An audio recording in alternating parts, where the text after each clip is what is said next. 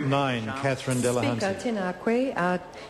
Tēnā koutou te whare. To the Minister of Women's Affairs, is she concerned that the quarterly employment survey released yesterday shows that the average wage gap between men and women has grown to 12.8%? Honourable Pansy Wong.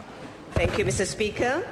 I've made gender pay gap one of the 3 priorities for the Ministry of Women Affairs, and the Ministry has a budget increase of $2 million to tackle this issue.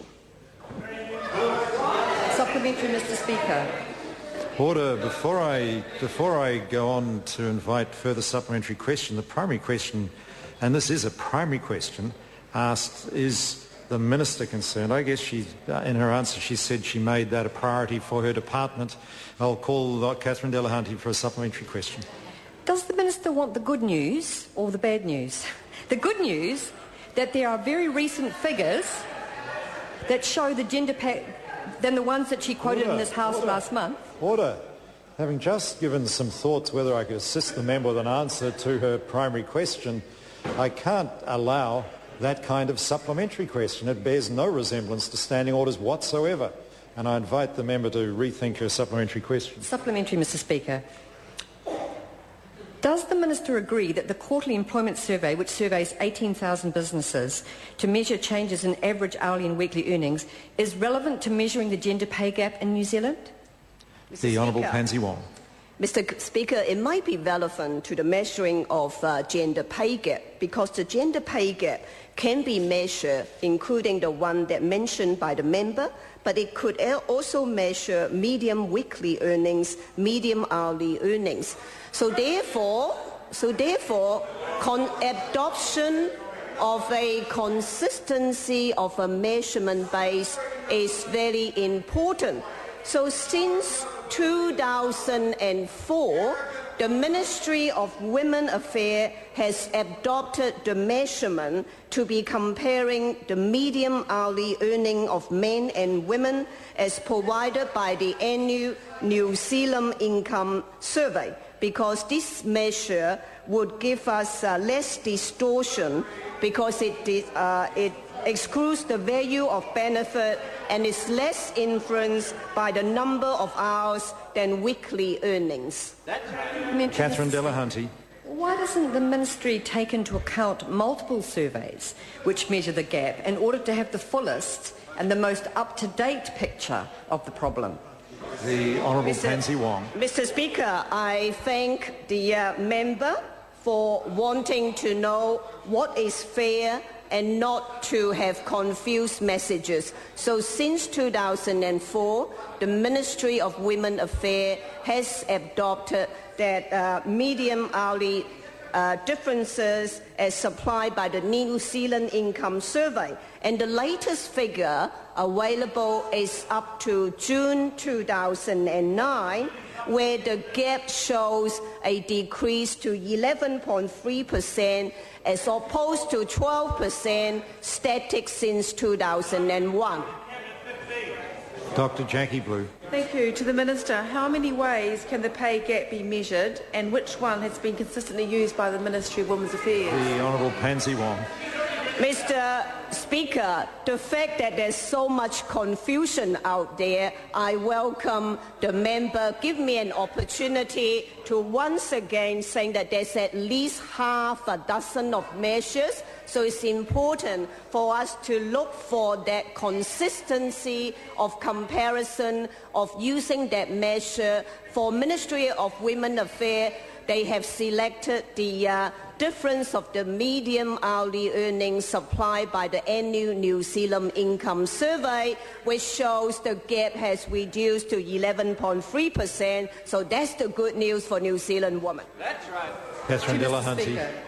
How can she justify dismissing the latest figures and relying on a measure that hasn't been updated for over a year?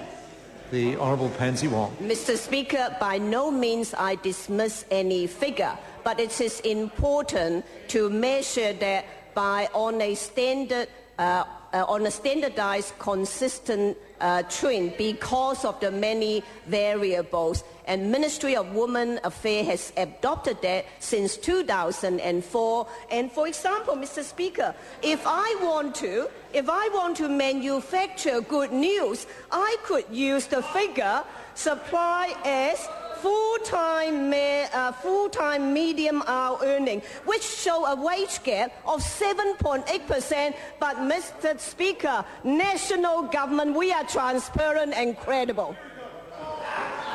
Catherine Delahunty.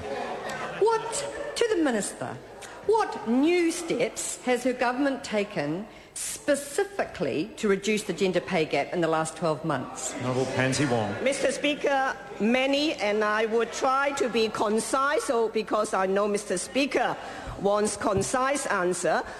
Some of the measures are promoting women into more choices in the trade sector. The Ministry has led the work to establish Women in Trades Network in Auckland and Wellington, investigate graduate income differential. We want to understand why it is that 1 year after graduation, there's a pay gap developed between 6 to 8%. And Mr. Speaker, we are very, very fortunate to have many good accounting practices, can demonstrate that flexible work practices is good for retaining women, increase productivity. And Mr. Speaker, the good work keep rolling, and I want to respect your request to be concise. Catherine Delahunty. Order, Catherine Delahunty. Supplementary. Order. Order, I say to the government backbench this time. I've called Catherine Delahunty. Can the Minister explain, sure she can, why she is commissioning research into the problem if she has no intention of making changes based on the findings which show that the gender pay gap continues to increase? The Honourable Pansy Wong. Mr. Speaker, I thought I just quoted the consistent pay gap measurement taken by Ministry of Women Affairs. It's gone from 12.3 to 11.3. Mr. Speaker, I thought that's a reduction. I'm an accountant, I should know. That's right. Sumaroni. Supplementary to the Minister. Is she concerned that the gender pay gap got as low as 11.94% in March 2009 as a result of Labour's planned approach?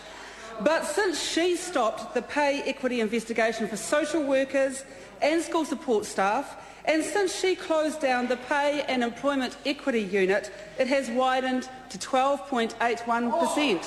The Honourable Pansy Wong. Mr. Speaker, my worry is actually the member hasn't been listening to all the answers previously. Now, I would advise her to discuss with the previous Labour Minister of Women's Affairs, Honourable Ruth Dyson, Leanne Dowsell and Steve Chadwick, that they all endorse the pay gap measure as the one that is between the hourly medium earning supplied by New Zealand Income Survey, and that gap has closed. Supplementary, Sumaroni. Has she taken instruction from the Prime Minister on how to fudge the figures when it comes to pay gaps? The Honourable Pansy I Wong. take offence to that. Beg your pardon? Fudging the figure. I don't believe that is worth a supplementary question in the Parliament, surely. Well, order. I take it the Minister is saying that she'd... Well, I guess I'll tell you what. So that the opposition, I've already ruled out two opposition questions today, and I don't want to. I invite the member to rephrase a question so that there can be no. Because the member shouldn't make outlandish allegations in asking a question. I invite her to reword a question. Thank you, Mr. Speaker. Has she taken instruction from the Prime Minister on how to massage the figures when it comes to describing pay gaps? The Honourable Pansy Wong.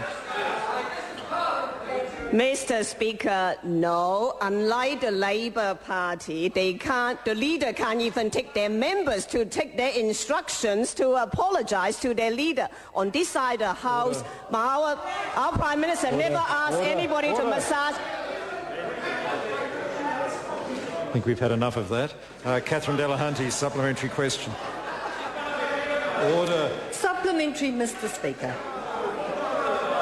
Now, order. I just asked members to show a little courtesy to Catherine Delahunty, who's down the back of the House. No, you Catherine want to Delahunty. hear it.